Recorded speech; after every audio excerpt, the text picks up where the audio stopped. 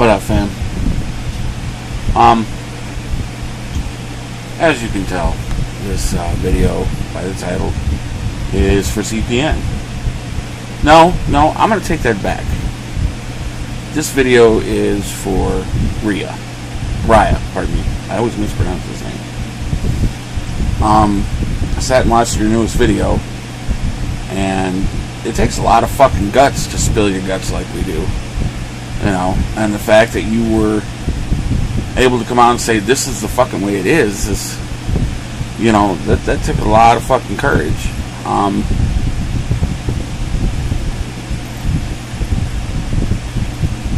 When people watch this video that you made, I hope they start to understand that this is what I was talking about all along with you.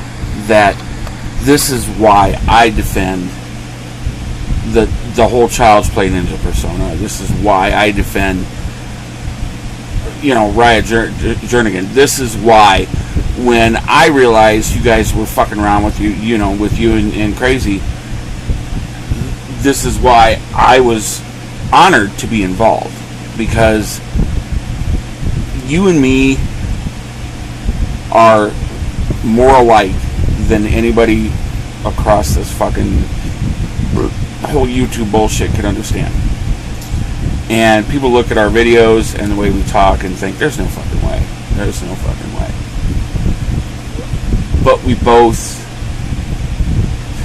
Here's how.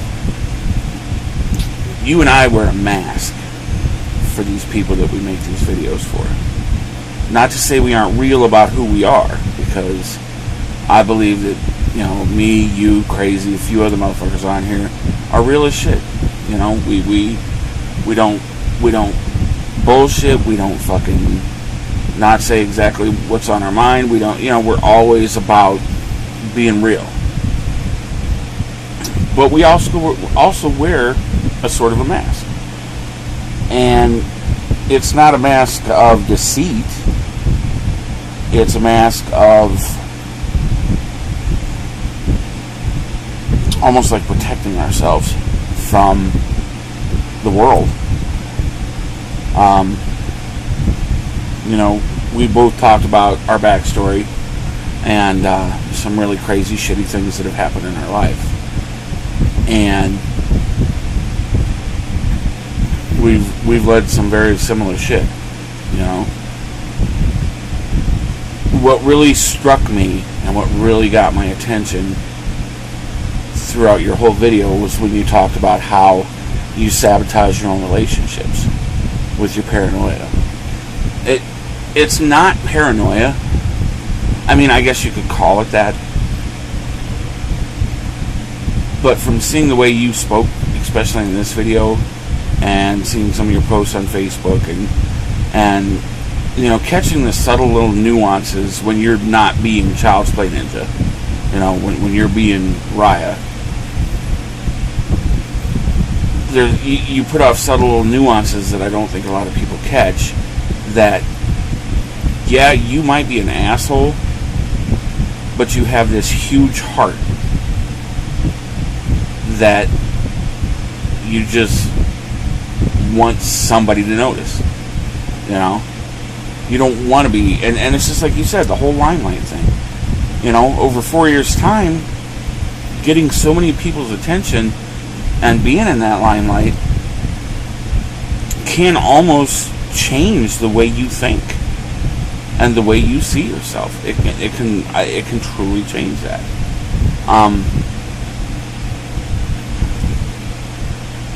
Almost like, not so much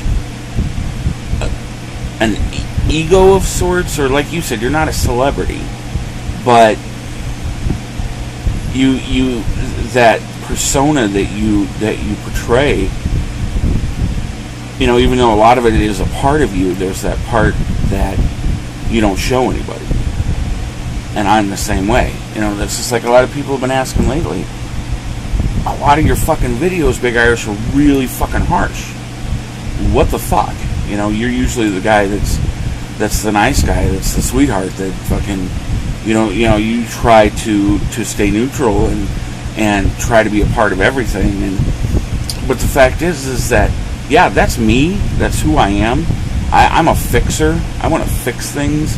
I want to be able to help people. But on that other side of things, the part I don't show anybody, I'm a fucking prick. You know? And it's that defense mechanism. And here lately, just like you guys have seen, you know, in my personal life, some of the stuff going on with my relationships, my brother being in the hospital and how bad off he was. By the way, he's doing much better, which I'll update a video tomorrow after I go see him. But just all those things have been coming to a head, and that's why you start to see this other side of me, this harsh side of me, this side that's like, you know what, fuck it, I'm going to say what the fuck I have to say. And you're not going to like it, but I'm going to put it out there. You know? And I think it's come to the point with you that you're realizing that you're letting who you are here affect who you are when you're not here. You know? And the paranoia, like I said, the paranoia, it's much more insecurity because of yourself and the way you see the world. And I know mine, and I'm gonna this is something that I'm gonna share because I feel that it's necessary to get my point across.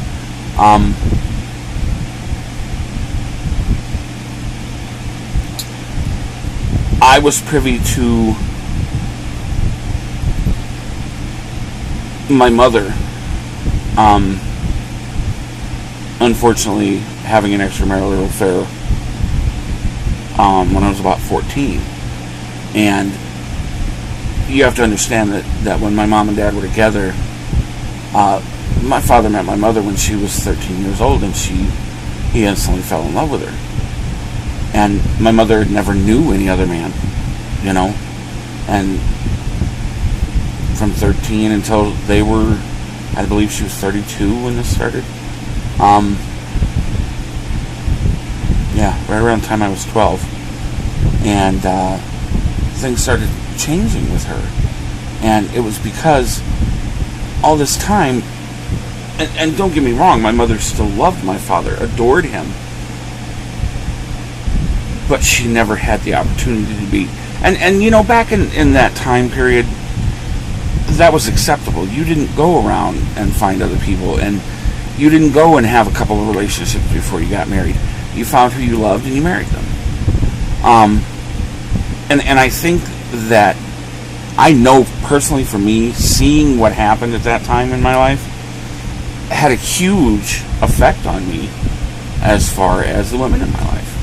I became very insecure with my wife, my ex-wife. I was very controlling, horrible. I was a bastard.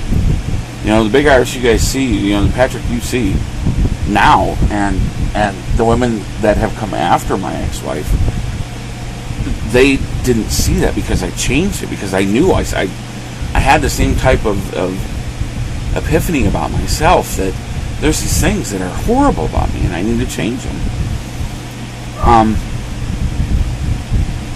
But yeah, I know that's my reasoning. That's my reason for. There's always, like you said, that voice in the back of your head. Well, what do you mean you're going to be here in 2 hours? This bitch is out cheating on me. You know, for me, it's because of what I saw, and because I was in that time frame. You know, right at the start of puberty, and my mother was the woman in my life. That was who I put on that. You know, this is. If I want to find a woman, that woman needs to be like my mother. And then that all came crashing down with the situation. You know, needless to say, my mom and dad divorced, got back together after she had been married to someone else for quite a long time, about 12 years. And my mother and father were married till the day my mother passed away. So I saw, and that's it's almost a terrible thing that occurred too, because on the other side of that insecurity coin, I also, watching my mother do what she did affected me about how I saw women in my life. But watching the way my father loved my mother, and even after all, even after the infidelity, even after getting a divorce, even after her being married to someone else, and then divorcing that person to return to my dad, my father never once stopped loving my mother and always held hope. And me and my brother have always said, you fucked us up, Pop, because now when we're with women and they leave us, there's always that hope back here. We know it's not going to happen, but there's always that little, right in the back of your mind just telling you, well, maybe. And that it's that same place that insecurity comes from. It's different, but it comes from the same place.